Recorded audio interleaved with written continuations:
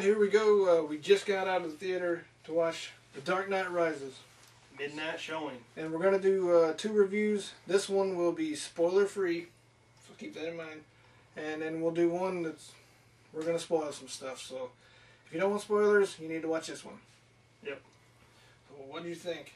Overall, once again, I hate saying that all the time, but it was a great movie.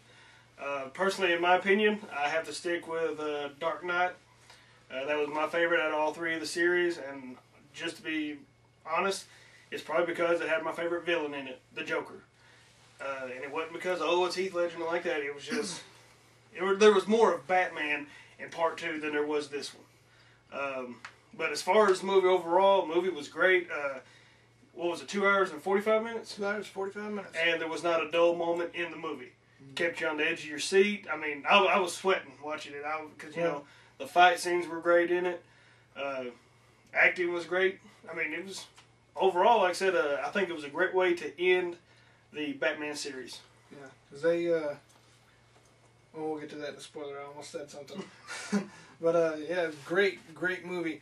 I honestly didn't think they'd be able to outdo The Dark Knight. And in my opinion, this is my favorite one out of the 3. They just blew it out of the water on this one. Great movie. The only really complaint I got, and it's not even nothing major, I love Bane's voice, but there's a couple of parts where he said something and I was like, huh? What? I guess I missed something or I didn't pick up on it. But that was only a couple times really. Other than that, you know, I could understand him fine. But great movie. Like you said, the pacing in it was good. With it being so long, I was hoping that, you know, it wasn't going to be like 30 minutes of just nothing, just talking, and then a little action, and then just more talking and action. Which, I mean, it's split up like that, but even the talking part is interesting. It keeps you, you know, guessing, and I ain't going to spoil it, but the ending I didn't see coming. No, and overall, as a matter of fact, I don't know if it was just everybody knew this was the last Batman movie, but everybody's acting was good in it. The guy that plays Alfred, he really impressed me in this one. I mean, because there was a couple times in Dark Knight and in the first one, Batman Begins, that I really couldn't understand some stuff he said. Mm-hmm. But in this one, his acting was really good. The Catwoman picked the perfect Catwoman. She was badass. If you played Batman Arkham City, like, she looks like she was almost acting just like Catwoman from that game. Just her attitude, the way she carried herself on screen and everything, great. Mm-hmm. Yeah, a lot of people didn't know if she would do good at that part, and I loved it. She's a good actress anyway. Yeah, so she played a great Catwoman. And then Tom Hardy as Bane, like I said, a couple spots it's kind of hard to understand what he's saying, but I couldn't see anybody else playing that part.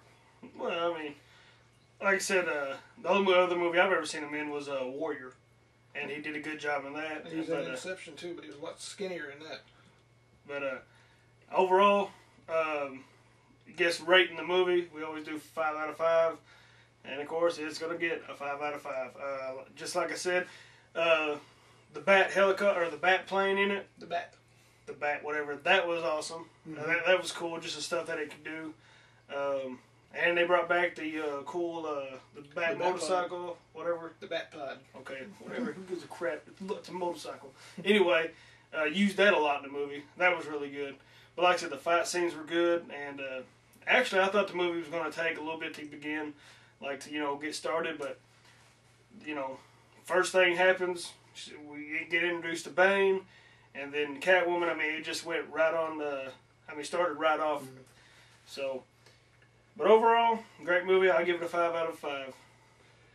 Yep, same here. Said, I didn't think they'd be able to outdo The Dark Knight. And same thing you said, you know, people, I've already seen it in comments on other videos, like which villain's better, Joker or Bane.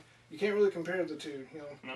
But Bane, he was just super strong, but he was really smart too. Yeah. And Joker, you know, he was never portrayed as a fighter, even in, you know, games and comics and stuff like that. So you can't really compare the two, but both of them did a great job. Joker was more Joker. He was more psychological. He was more psychotic and would just go with it. And Bane was a smart guy, and he had a plan to what he was doing. But like I said, I don't want everybody thinking that, oh, just because it was Heath Ledger as the Joker, blah, blah, blah. Yeah, like I said, Joker was our favorite growing up. Exactly. Yeah. In my honest opinion, that I think that's why, like I said, both movies were great. They were totally different from one another.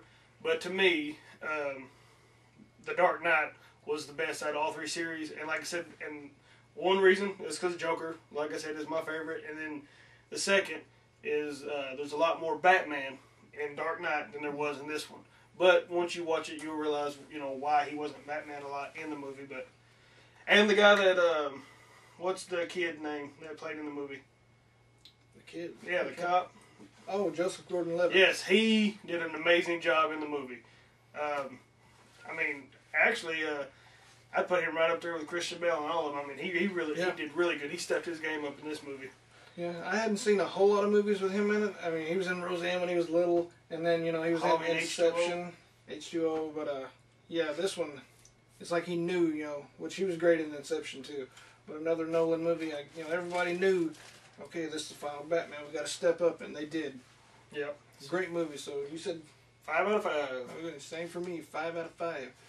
So we'll be right back, and the next one is going to be full of spoilers. So if you don't want to watch it. If you haven't watched it, and you don't want no spoilers, don't watch the next one. But if you don't give a crap, go ahead and give it a view.